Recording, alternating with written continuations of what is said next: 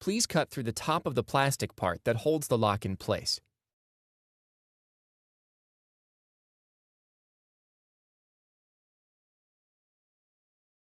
After removing the lock, remove the instruction sheet from inside the plastic part. Unfold the instruction sheet and locate the activation code in the top left corner. You will need the activation code to register.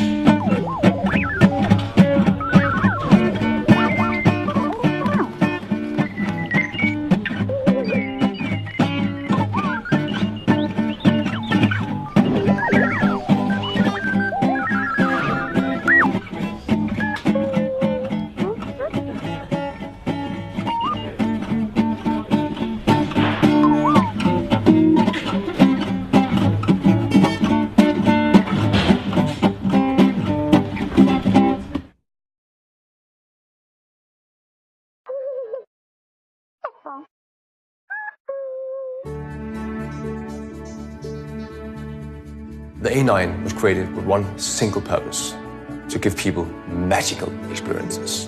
With the A9, I wanted to make a timeless classic, something which is beautiful from all angles in all times. A9 was inspired by sound and by music. The shape is a circle, and the reason why I choose a circle is because sound travels in circles. The A9 is made out of a very few elements, but those materials and elements chosen are the best. So it's a very high quality wood, high quality plastic, high quality aluminium, and a very good fabric. The A9 is a very flexible design. You can choose to have it on your wall, have it standing on the 3 wooden legs.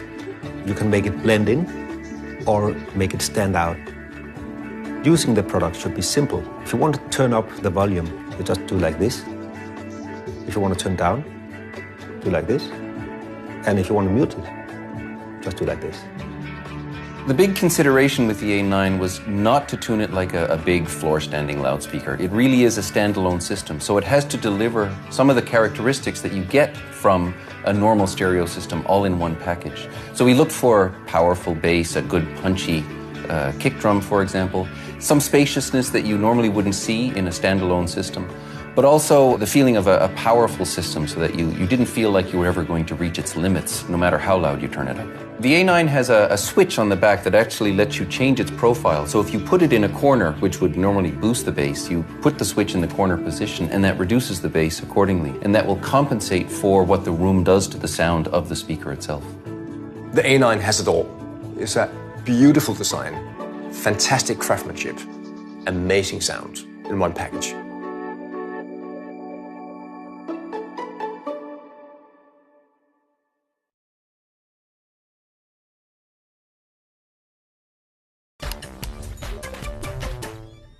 HTC is branching out from smartphones and tablets and taking a stab at a handheld camera. Curiously, it's called the Re camera, capital letters, and it's kind of like a GoPro action cam for the average Joe.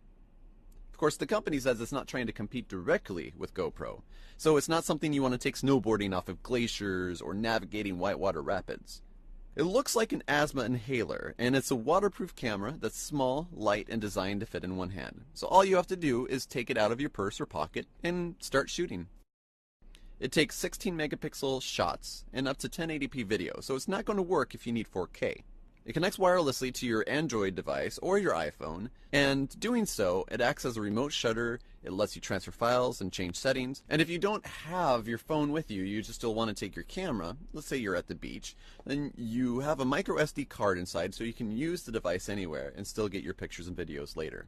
It also comes with a fixed focus 146-degree wide-angle lens, but you can still take standard shots as well. There are only 2 buttons on the device. One is the shutter key, which you can press for stills, and you can hold a couple seconds for video. The other button is a toggle for slow motion video.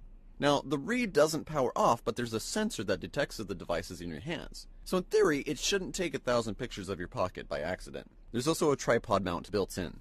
The Re is easy to hold onto, and it can be convenient to use one-handed when you're in a pinch.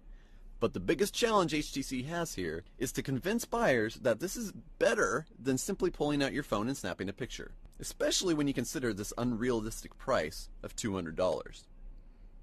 I can't judge the performance of the Re yet because technically the software isn't final, and there's a few weeks before it's going to be ready at the end of October. But from the time I spent with it this week, I can tell you, HTC's got some work to do before it's worthy of my $200, and before I start using it instead of my phone camera all the time. HTC says it's just the first in a series, so improved devices are going to come after this. They also plan to add an option for live broadcasting eventually, which I think is one of the best use cases for this device. It's a very intriguing idea, and we'll have to wait until the review to see how it turns out. This is Brad Mullen with Engadget.